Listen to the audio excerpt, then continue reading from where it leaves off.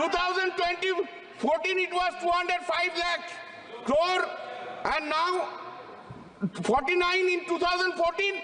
2024 it is 205 lakh crore.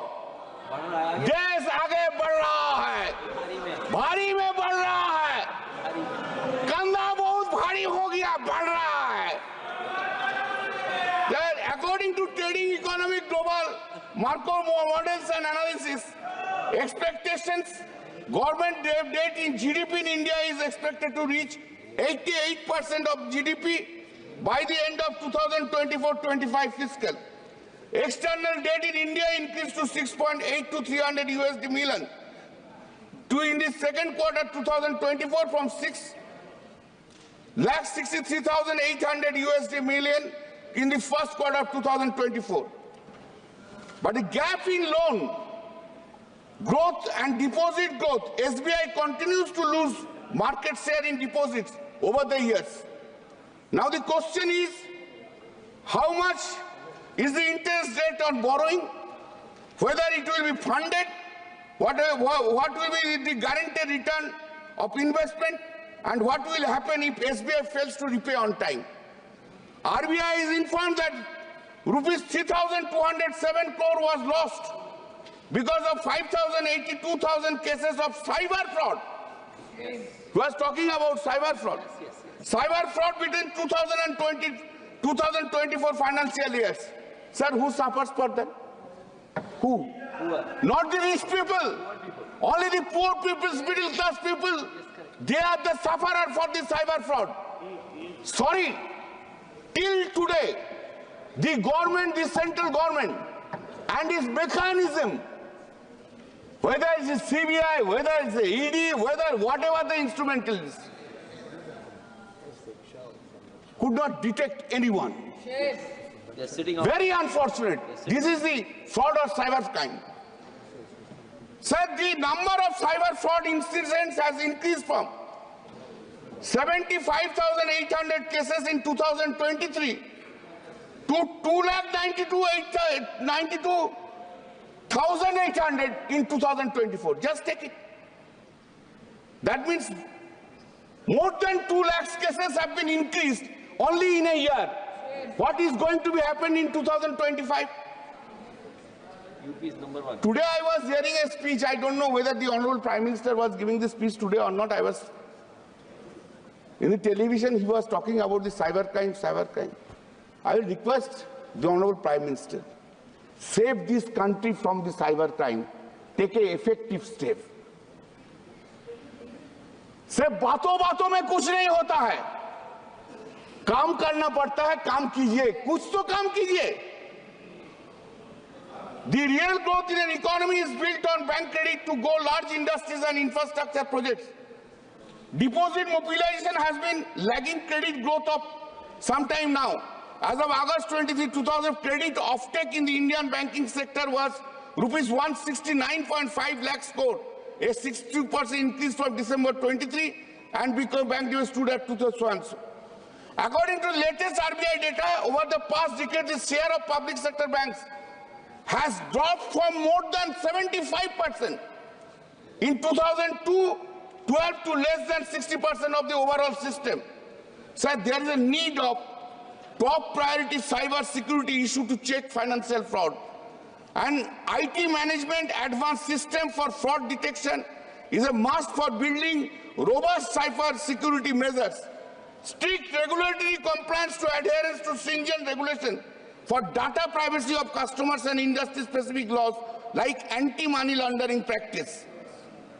So the banking law, this bill is a donkey passage towards privatization of the Indian banking sector.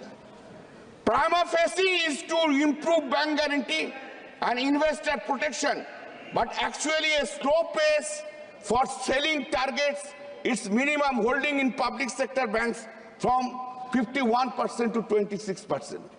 Thank you, sir, for giving me the chance to speak. Rani Sri Kumar.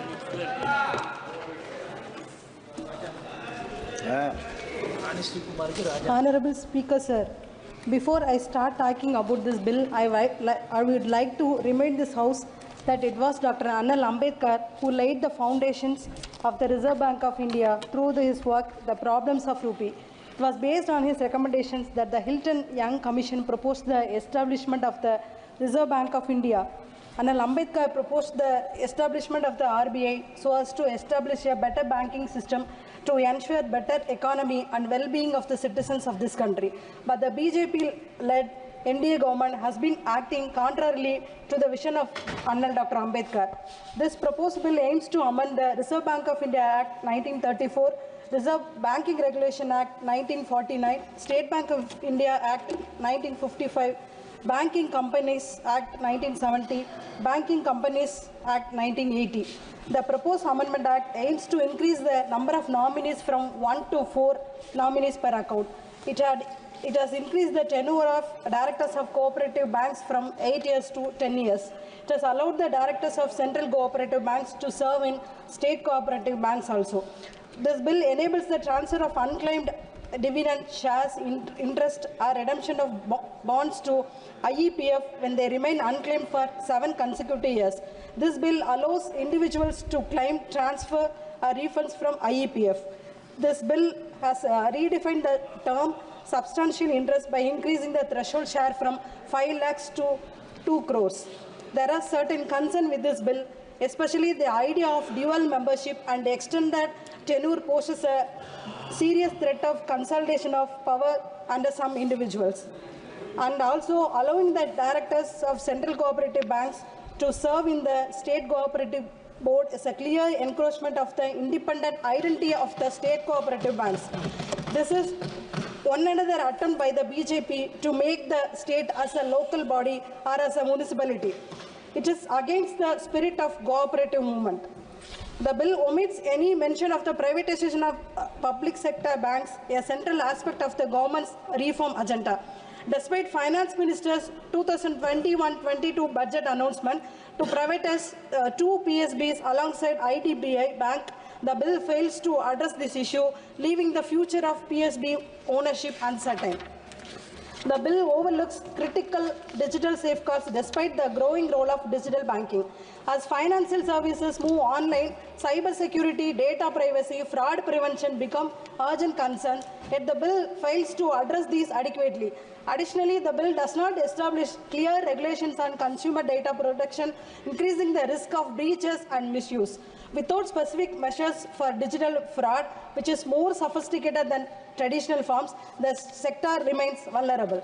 And the bill proposes to update the substantial interest to 2 crores as per the present realities. But it would be better to attach it to a specific percentage every year instead of fixing a static amount, so that the bill need not be amended regularly for updating the threshold amount.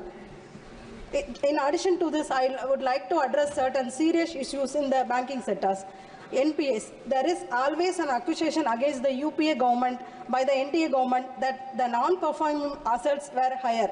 But in reality, if we look at the data, it shows a very different picture. As per the RBI data in the past 10 years, the gross NPA accumulation under the NDA government in public sector bank was 1.6 times more than that of the UPA government. Right?